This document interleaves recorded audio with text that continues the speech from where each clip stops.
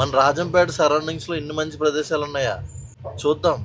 ముందుగా ఒంటిమిట్ట కోదండరామ స్వామి ఆలయం. ఇక్కడ ప్రత్యేకత ఏంటంటే ఏకశిల నుంచి వచ్చిన సీతా సమేత రామలక్ష్మణులు.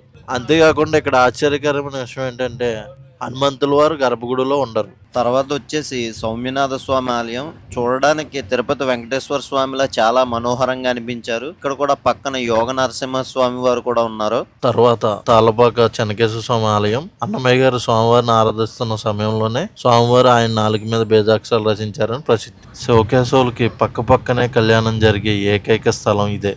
తరువాత భువనగిరి గుట్ట మీద ఉన్న లక్ష్మీ నరసింహ స్వామి వారు. అక్కడ ఏదైనా కోరుకుంటే జరుగుతుందని భక్తుల నమ్మకం. దగ్గరలో చలపతి స్వీట్స్ అని ఫేమస్ అంటే వెళ్ళాం. ఎప్పుడో ఇండిపెండెన్స్ ముందు పెట్టారంట. తినడానికి చాలా ఐటమ్స్ ఉన్నాయి. ఇక్కడ నల్ల బాదుషా అయితే చాలా బాగుంది. ఇంకా చాలా ప్లేసెస్ ఉన్నాయి. బుద్ధిస్ట్ మానెస్టరీ, సిద్ధవటం ఫోర్ట్, భక్త కన్నప్ప జన్మస్థలం, ఇలా చాలా ప్లేసెస్ ఉన్నాయి. డిస్క్రిప్షన్ లో చూడండి.